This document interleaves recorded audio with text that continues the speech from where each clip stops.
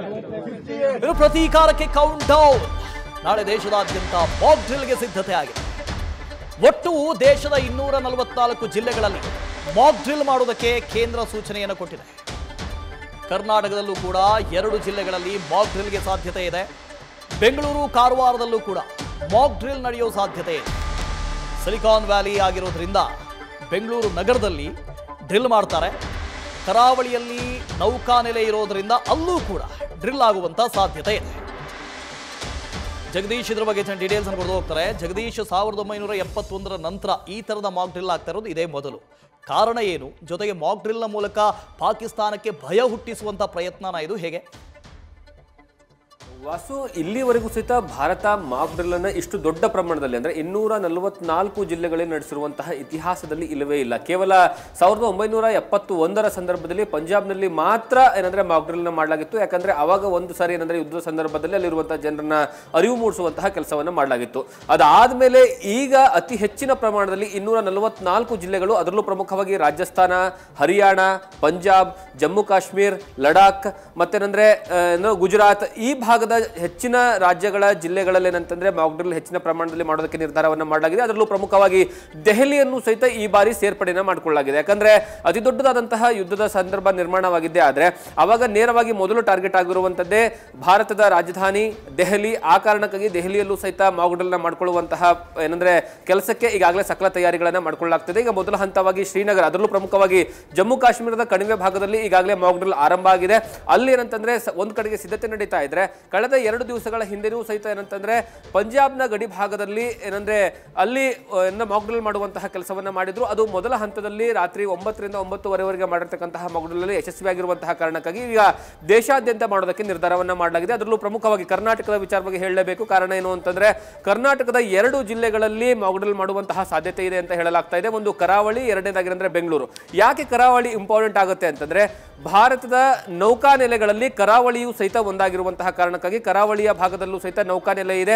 ಆ ಕಾರಣಕ್ಕಾಗಿ ಅಲ್ಲಿ ಮಾಕ್ ಡ್ರಿಲ್ ಮಾಡುವಂತಹ ಅವಶ್ಯಕತೆ ಮತ್ತೆ ಅನಿವಾರ್ಯತೆ ಇದೆ. ಎರಡನೇದಾಗಿ ಭಾರತ ಯಾಕೆ ಅಂತಂದ್ರೆ ಇದು ಕರ್ನಾಟಕದ ಬೆಂಗಳೂರು ಯಾಕೆ ಅಂತಂದ್ರೆ ಇಲ್ಲಿ ಏನಂದ್ರೆ ಸಿಲಿಕಾನ್ ವ್ಯಾಲಿ ಆಗಿರುವಂತಹ ಕಾರಣಕ್ಕೆ ದೇಶದ ಅಂದ್ರೆ ಆರ್ಥಿಕತೆಯಲ್ಲಿ ಹೆಚ್ಚಿನ ಪಾಲನ್ನ ಈ ಬೆಂಗಳೂರು ಕೊಡ್ತಾ ಇದೆ. ಮತ್ತೆ ಅದರ ಜೊತೆಗೆ ದೇಶದ ಸಿಲಿಕಾನ್ ವ್ಯಾಲಿ ಅಂತಾನೆ ಕರೆಸ್ಕೊಳ್ಳುವಂತಹ ಮತ್ತೆ ಇಡೀ ವಿಶ್ವದಲ್ಲಿ ತನ್ನ ಗಮನವನ್ನು ಸೆಳೆದಿರುವಂತದ್ದು ಬೆಂಗಳೂರು. ಆ ಕಾರಣಕ್ಕಾಗಿ ಬೆಂಗಳೂರು ಮೇಲೂ ಸಹಿತ ಟಾರ್ಗೆಟ್ ಮಾಡುವಂತಹ ಸಾಧ್ಯತೆ ಇದೆ ಅನ್ನುವಂತಹ ಕಾರಣಕ್ಕಾಗಿ ಈ 2 ಜಿಲ್ಲೆಗಳಲ್ಲಿ ಏನಂದ್ರೆ ಮಾಕ್ ಡ್ರಿಲ್ ಮಾಡುವಂತಹ ಸಾಧ್ಯತೆಗಳಿದಾವೆ. ಈಗ ಏನಂದ್ರೆ ಒಂದು ಸಭೆ ನಡೀತಾ ಇದೆ ಕೇಂದ್ರದ ಗೃಹ ಇಲಾಖೆಯ ಕಾರ್ಯದರ್ಶಿಗಳ ನೇತೃತ್ವದಲ್ಲಿ. ಆ ಸಭೆಯ ನಂತರ ಯಾವ್ಯಾವ ಜಿಲ್ಲೆಗಳು ಅನ್ನುವಂತಹ ಸಂಪೂರ್ಣವಾದಂತಹ ವಿವರಗಳು ಸಿಗ್ತಾ ಹೋಗುತ್ತೆ.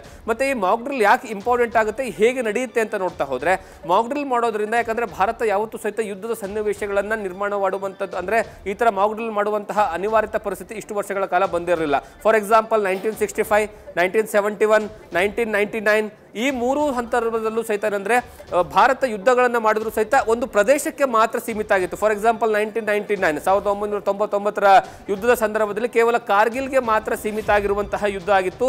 ಒಂದು ಪ್ರದೇಶಕ್ಕೆ ಮಾತ್ರ ಸೀಮಿತ ಆಗಿರುವಂತಹ ಯುದ್ಧ ಆಗಿತ್ತು. ಅದು ಬೇರೆ ಕಡೆಗೆ ಚಾಚಿಕೊಂಡಿರಲಿಲ್ಲ.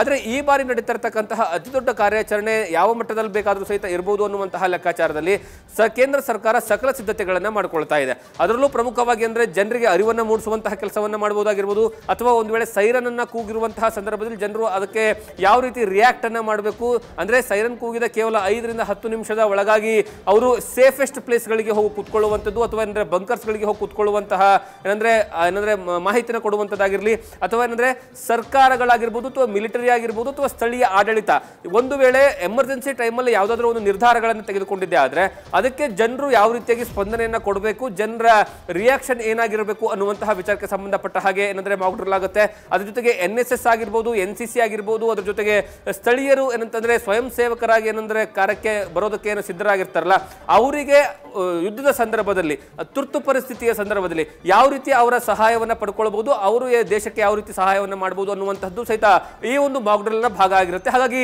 ನಾಳೆ ದೇಶದ 244 ಜಿಲ್ಲೆಗಳಲ್ಲೂ ಸಹಿತ ಮಾಕ್ ಡ್ರಿಲ್ ನಡೆಯುವಂಥದ್ದು. ವಾಸು, ಮುಂಬೈನ ದೃಶ್ಯಗಳನ್ನು ಗಮನಿಸ್ತಾ ಇದ್ದೀರಿ. ಮುಂಬೈನಲ್ಲಿ ಸೈರನ್ ಮೊಳಗ್ತಾ ಇರುವಂತಹ ದೃಶ್ಯಗಳಿವೆ. ಅಂದ್ರೆ ಮಾಕ್ ಡ್ರಿಲ್ ಆಗ್ತಾ ಇದೆ. ಮಾಕ್ ಡ್ರಿಲ್ ನಲ್ಲಿ ಒಂದು ವೇಳೆ ಯುದ್ಧ ಆರಂಭ ಆದ್ರೆ, ಎಲ್ಲಾದ್ರೂ ದಾಳಿ ಆದ್ರೆ ಸೈರನ್ಗಳು ಯಾವ ರೀತಿಯಾಗಿರ್ತವೆ, ಯಾವ ರೀತಿಯಾಗಿ ಸೈರನ್ ಬರುತ್ತೆ, ಈ ಸೈರನ್ನ ಸೌಂಡ್ ಅನ್ನು ಕೇಳಿದ ತಕ್ಷಣ ಏನು ಮಾಡಬೇಕು ಸಾರ್ವಜನಿಕರು, ಇದೆಲ್ಲದರ ಬಗ್ಗೆ ಮಾಕ್ ಡ್ರಿಲ್.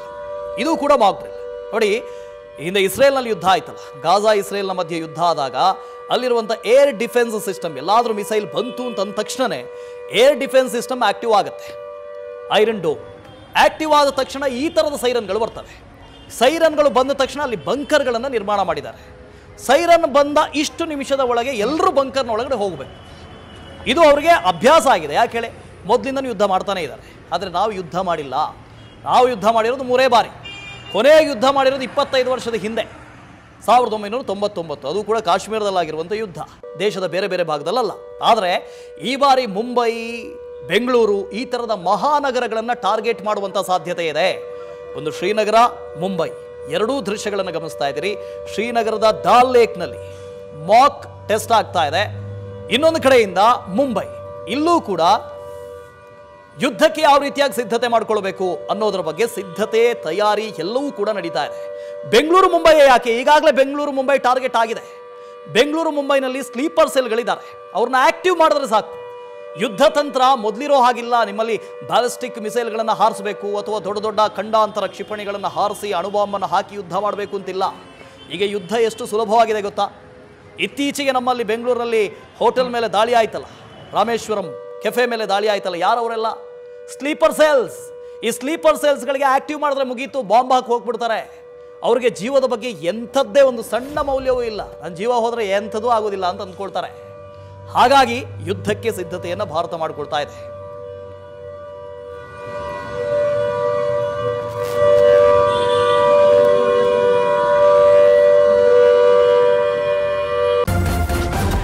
ನ್ಯೂಸ್ ಫಸ್ಟ್, ನಿರ್ಭೀತಿಯಿಂದ ನಿಮ್ಮ ಪರವಾಗಿ.